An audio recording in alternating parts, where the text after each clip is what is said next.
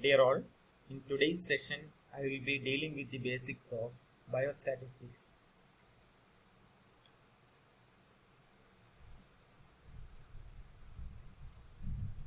First, let's see the definition for statistics.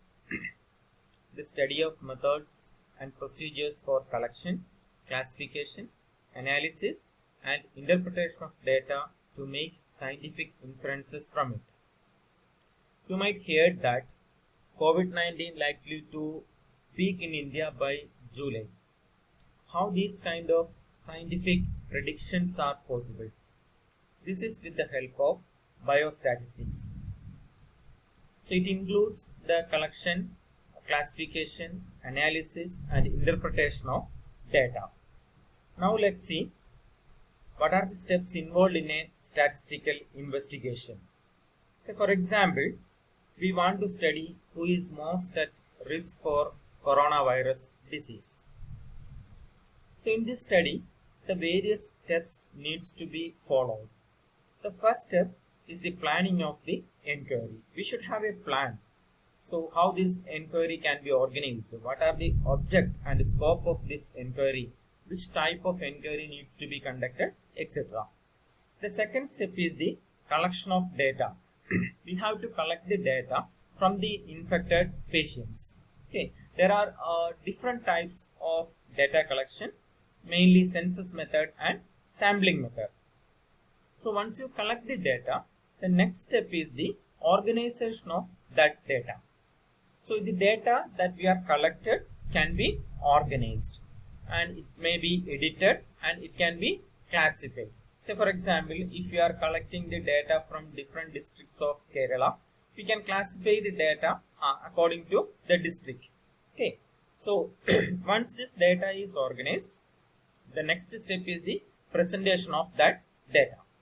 So there are different methods for data presentation, which include the tabular, graphic, diagrammatic, etc. See the presented data, once it is in the form of table, graph or diagram, which can be further analyzed. And this analysis is possible only with the help of statistical methods.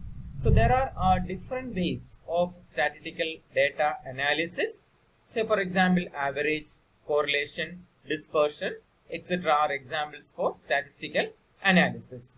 So we can draw inference out of these data, and we can draw an inference and we may reach in a conclusion that those who have the age above 60 and those who have severe diabetic patients and those who have any cardiac problem or renal problem are at high risk. So these data, this inference, scientific inference, we are drawing from the statistical investigation. So once again, the steps followed for a statistical investigations are planning the inquiry, then collection of data, organization of data, presentation of that data and analysis of data. After the analysis, the scientific inference can be drawn from that statistical investigation. Now let's move on to what is biostatistics.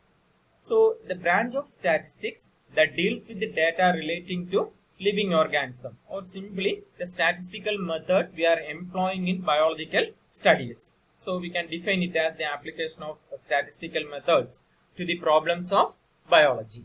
Okay, so this biostatistical investigation or biostatistics, it encompasses different steps. First, design of a biological experiment, collection and analysis of data from those experiments, and interpretation of the result. For example, someone claimed that a vaccine has been developed for COVID-19. So when they claim that a vaccine is developed, they are bound to prove that this vaccine is effective in humans. How this can be proved? For this, an inquiry or research should be conducted. So first they have to design a biological experiment in which the human trial is very essential. So once the they have designed an experiment, then the data should be collected from the human trial, and based on that data they will reach in an interpretation. Okay, So if they found that this vaccine is effective or positive result they may got, so in that cases their claim of corona vaccine will be accepted. If they cannot prove it statistically, their claim of the development of or design of a corona vaccine will be rejected.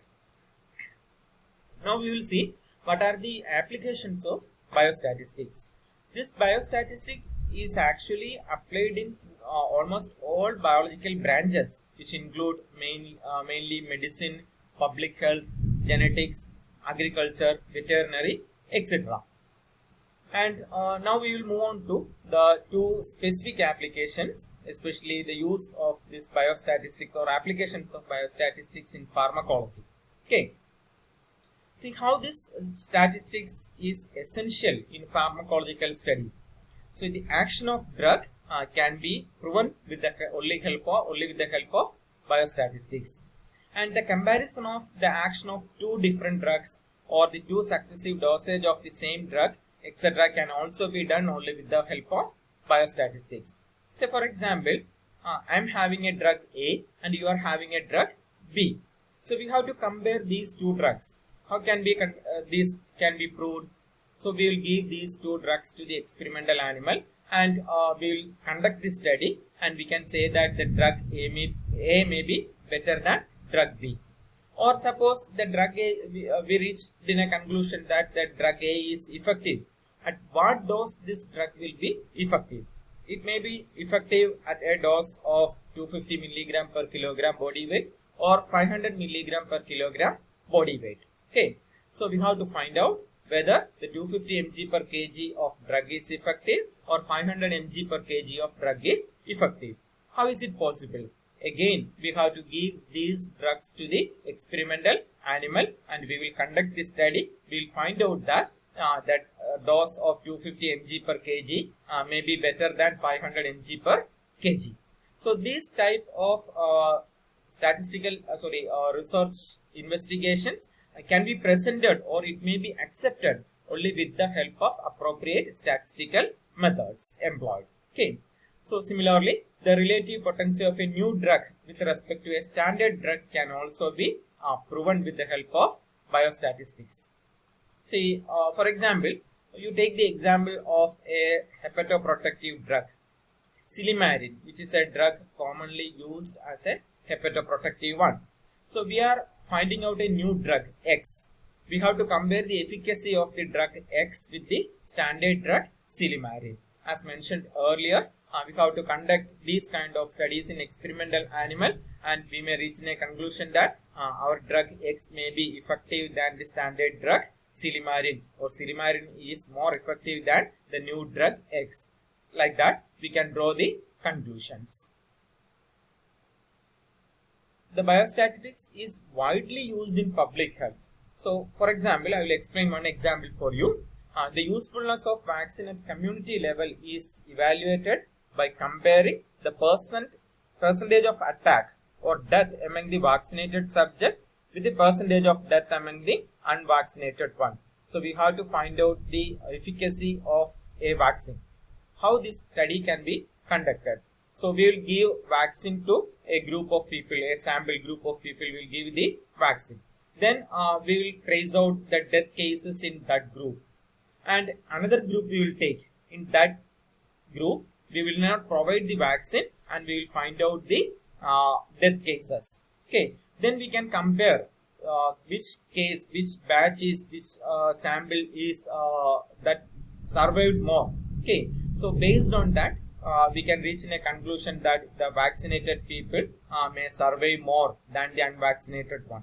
So these kind of studies are always which are common in public health area, and this can be finally published. These results can be finally accepted only when the appropriate statistical methods will be employed. Okay, so these are some of the applications of biostatistics. Okay.